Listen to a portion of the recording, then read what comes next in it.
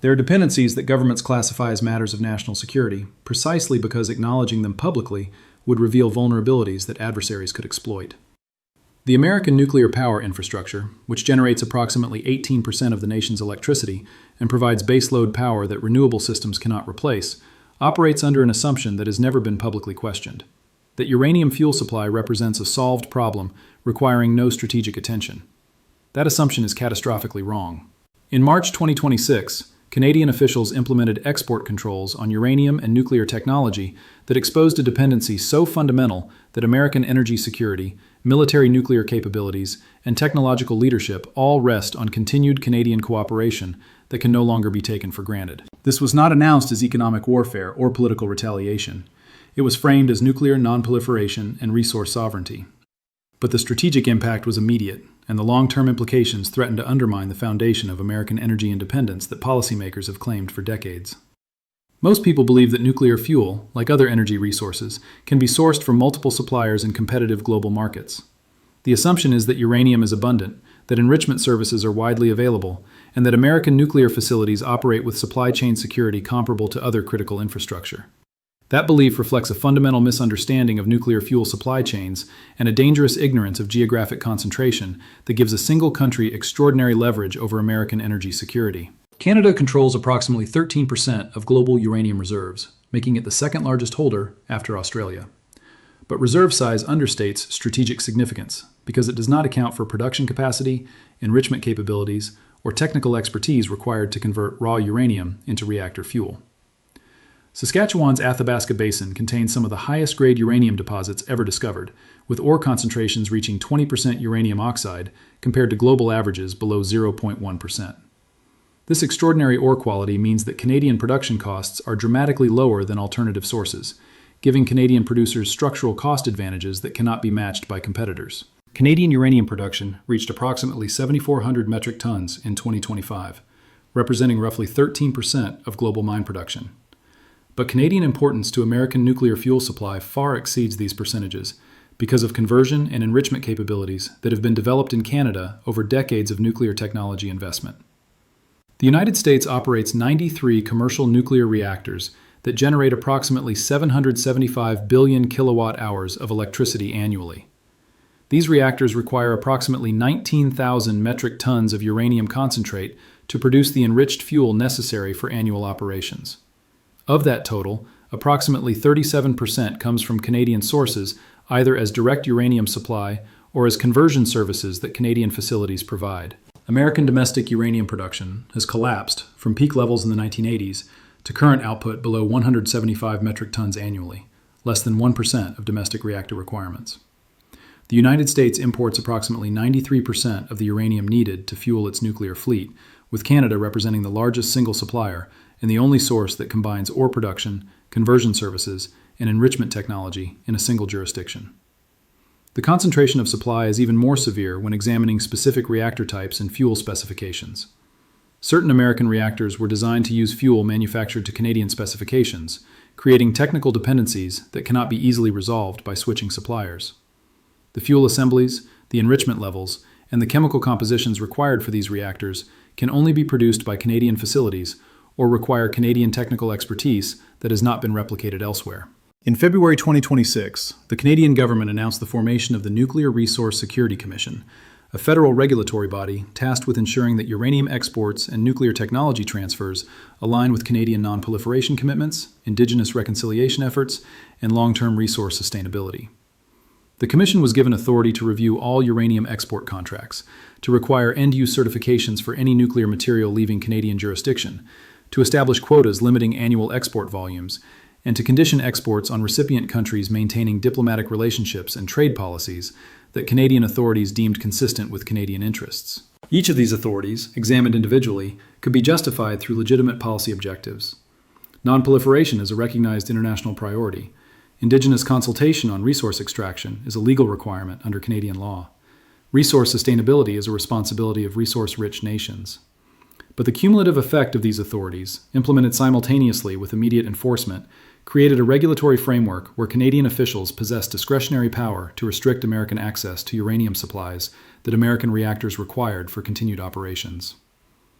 The first indication of how this leverage would be exercised came in April 2026, when the Nuclear Resource Security Commission announced that it was conducting a comprehensive review of all uranium export licenses to ensure compliance with updated non-proliferation guidelines and indigenous consultation requirements. The review process would require all existing contracts to be recertified under new standards that had not been fully defined. During the review period, which was initially estimated to require 180 days, but contained no firm completion deadline, uranium exports would continue under temporary authorizations that could be modified or revoked if the Commission determined that recipient countries were not meeting Canadian policy expectations. American utilities that operated nuclear reactors and that depended on Canadian uranium supply received notification that their fuel deliveries would continue under temporary authorization while their contracts underwent review, but that continued supply could not be guaranteed beyond the current operating cycle. For nuclear utilities operating on 18-month fuel cycles, this meant that uranium orders, scheduled for delivery in late 2027, were now uncertain. The lead times required for nuclear fuel fabrication meant that utilities needed to secure uranium supply at least 24 months before the fuel would be loaded into reactors, creating a situation where supply uncertainty in 2026 would affect reactor operations in 2028. The technical constraints of nuclear operations made it impossible to simply switch suppliers or to stockpile additional fuel as insurance against supply disruptions. Nuclear fuel must be fabricated to precise specifications for specific reactor designs. Uranium from different sources has different chemical impurities that affect enrichment processes and fuel performance.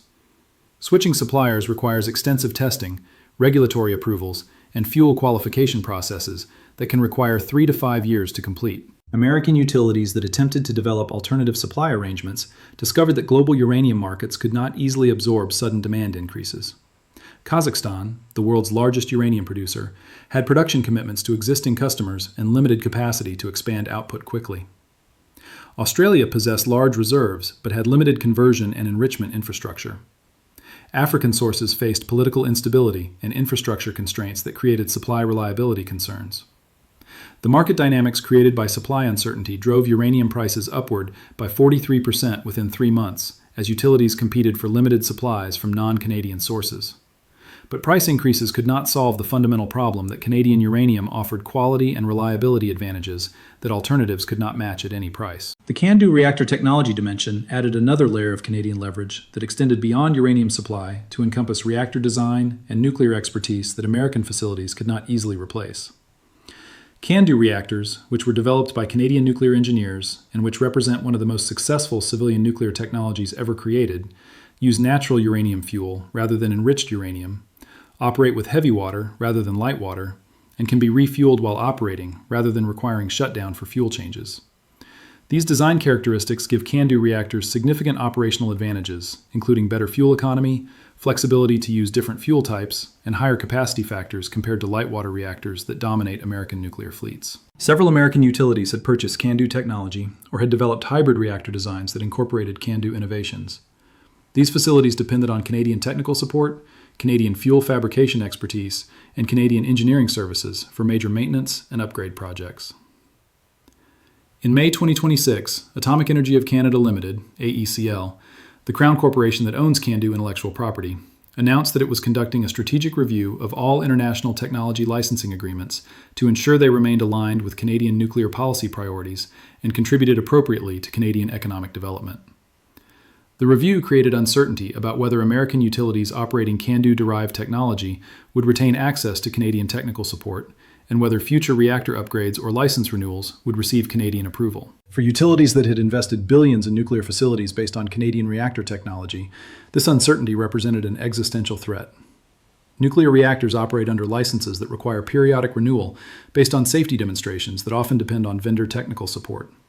If Canadian authorities withheld technical cooperation, American reactors using Canadian technology might be unable to demonstrate continued safe operation, forcing premature closure of facilities that had decades of remaining operational life.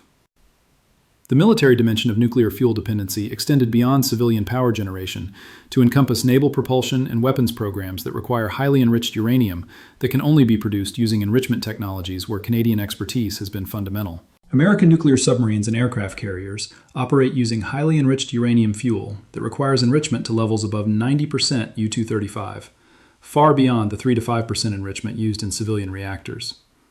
The enrichment cascades necessary to achieve weapons-grade uranium were developed partly through Canadian-American collaboration during the Cold War, and certain critical components of American enrichment facilities were manufactured using Canadian nuclear technology. In June 2026, Canadian officials indicated during classified discussions with American counterparts that future Canadian cooperation on military nuclear programs would be contingent on American trade policies, defense burden-sharing arrangements, and diplomatic positions on issues including Arctic sovereignty and climate change. The message was clear without being explicitly stated. Canadian nuclear cooperation that American military capabilities depended upon was no longer automatic and would be conditioned on American policies accommodating Canadian interests across multiple domains. American defense officials who had never considered that Canadian cooperation on nuclear programs could be used as diplomatic leverage suddenly confronted the reality that critical military capabilities could be compromised if Canadian technical support were withdrawn. The enrichment technology dependency was particularly severe because American enrichment capacity had been allowed to atrophy while relying on foreign sources, including Canadian facilities. The American centrifuge plant in Ohio, which was intended to provide domestic enrichment capacity, had faced repeated delays and cost overruns that left it operating at minimal capacity, insufficient to meet military requirements without foreign supplementation. The prospect that Canadian enrichment services might become unavailable created urgent discussions within American defense planning circles about crash programs to expand domestic capacity. But the technical challenges and timeline requirements were daunting. Building enrichment facilities requires specialized materials, precision engineering, and technical expertise that cannot be easily acquired. Even with unlimited funding, establishing enrichment capacity sufficient to replace Canadian services would require 8 to 12 years, according to Department of Energy assessments. The environmental dimension of nuclear fuel dependency created additional leverage because uranium mining and milling operations generate radioactive waste that requires long-term management under regulatory frameworks that Canadian authorities were using to justify increased control over nuclear exports. In July 2026, Canadian environmental authorities implemented new requirements for uranium mine operators to demonstrate that all export customers had adequate radioactive waste disposal capabilities and were implementing waste management practices consistent with Canadian environmental standards. The requirements effectively gave Canadian authorities veto power over uranium exports to any country that Canadian officials determined had inadequate nuclear waste management programs. Since the United States has struggled for decades to establish permanent nuclear waste repositories and currently stores spent fuel at reactor sites under temporary arrangements, Canadian authorities had legitimate grounds to question whether American waste management practices met Canadian environmental standards. American utilities that sought to secure continued Canadian uranium supply found themselves required to provide detailed documentation about waste storage practices, long-term disposal plans, and environmental compliance records. The documentation requirements created delays that affected fuel delivery schedules and gave Canadian officials extensive information about American nuclear operations that could be used to identify additional dependencies or vulnerabilities. The Indigenous consultation requirement embedded in Canadian export regulations created another dimension of leverage that was particularly difficult for American interests to navigate. Major uranium deposits in Saskatchewan and other Canadian provinces are located on or near Indigenous traditional territories, and Canadian law requires meaningful consultation with Indigenous communities before resource extraction projects receive approval. In August 2026, several Indigenous communities in Saskatchewan announced that they were withholding consent for uranium mining expansions, pending resolution of long-standing land claims and impact benefit agreements that would provide communities with greater economic participation in resource development. The Indigenous position was that uranium extraction had generated billions in economic value, while providing minimal benefits to communities most affected by mining operations. Future mining approvals would require companies to negotiate partnerships that provided Indigenous communities with equity stakes, employment guarantees, and environmental remediation commitments that went far beyond previous industry practices. American utilities dependent on Canadian uranium found themselves unable to influence these negotiations because they involved domestic Canadian legal requirements and constitutional obligations to Indigenous peoples. The supply constraints created by limited mining approvals were beyond the reach of diplomatic pressure or trade negotiations. The technological innovation dimension revealed how Canadian nuclear expertise extended beyond uranium supply to encompass next-generation reactor designs that could determine which countries lead civilian nuclear energy development for the remainder of the 21st century. Small modular reactors, SMRs, which represent the next generation of nuclear technology, offering enhanced safety, reduced capital costs, and deployment flexibility, are being developed by multiple countries, including the United States and Canada. But Canadian SMR programs have attracted substantially more private investment and international partnership interest than American alternatives.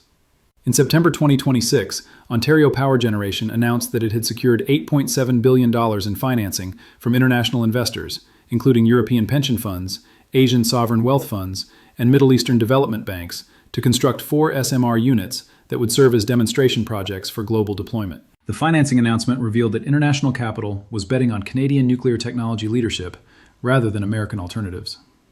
The reasons cited by investors included regulatory predictability, Indigenous partnership frameworks, and Canadian track record of completing major nuclear projects on schedule and within budget, factors where American nuclear programs compared unfavorably. If Canadian SMR technology becomes the global standard for next-generation nuclear deployment, then Canadian firms will control intellectual property, manufacturing capacity, and operational expertise that will define nuclear energy markets for decades. American utilities that want to deploy SMR technology may find themselves dependent on Canadian licenses and Canadian technical support, even for reactors built on American soil. The economic implications of nuclear fuel dependency extended beyond utility operating costs to encompass broader questions about American manufacturing competitiveness and economic security in regions where electricity costs determine industrial viability. Nuclear power provides baseload electricity at costs averaging $30 to $35 per megawatt hour, substantially lower than natural gas generation at current fuel prices and far below renewable sources when accounting for storage requirements. Industries including aluminum smelting, chemical manufacturing, and data centers depend on cheap, reliable electricity that nuclear plants provide. If Canadian uranium supply restrictions forced American nuclear plants to reduce output, or if fuel cost increases made nuclear generation more expensive, then American industrial competitiveness would be directly impacted. Manufacturing facilities that depended on nuclear-powered electricity would face higher costs that would make their products less competitive in global markets. The regional concentration of nuclear facilities in the American South and Midwest meant that uranium supply disruptions would have geographically concentrated impacts. States including Illinois, Pennsylvania, and South Carolina generate over 50% of their electricity from nuclear power. Supply restrictions that forced reactor closures in these states would create electricity shortages that could not be easily replaced by alternative generation sources. Canadian officials understood the leverage created by nuclear dependencies and were using it strategically to advance positions on issues ranging from trade policy to Arctic sovereignty to climate change commitments. The implicit message in every regulatory announcement and policy review was that American access to Canadian nuclear resources would be contingent on American policies accommodating Canadian interests. American negotiators attempting to address nuclear supply security through diplomatic channels discovered that Canadian positions were coordinated across multiple government agencies and were backed by public support. Polling in Canada showed that over 70% of citizens supported stronger controls on uranium exports and greater government authority over nuclear technology transfers. The political dynamics in Canada meant that any government that appeared to compromise Canadian resource sovereignty in response to American pressure would face electoral consequences. This created a situation where Canadian officials possessed the political strength to maintain tough negotiating positions, regardless of American diplomatic pressure. The timeline for American responses to Canadian nuclear leverage was constrained by technical realities that made rapid alternative development impossible. Expanding domestic uranium production required opening new mines that faced environmental reviews, permitting processes, and infrastructure development, requiring 5 to 7 years.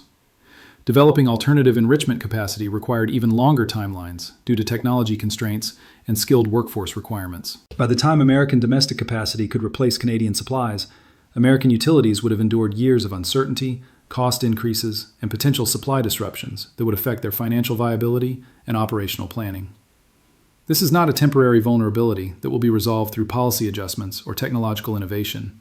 These are structural dependencies that have been built into American nuclear infrastructure over decades and that cannot be eliminated quickly, even with unlimited resources. The nuclear reactors operating across the United States will continue to require uranium fuel that Canadian sources are uniquely positioned to provide at competitive costs and reliable quality. The reactor technologies that American utilities have invested billions to deploy were developed with Canadian contributions that cannot be easily replaced. The enrichment capabilities that American military programs depend on require Canadian cooperation that is no longer automatic. There is no announcement for this kind of strategic vulnerability becoming operational leverage, no moment where dependency formally transforms into control.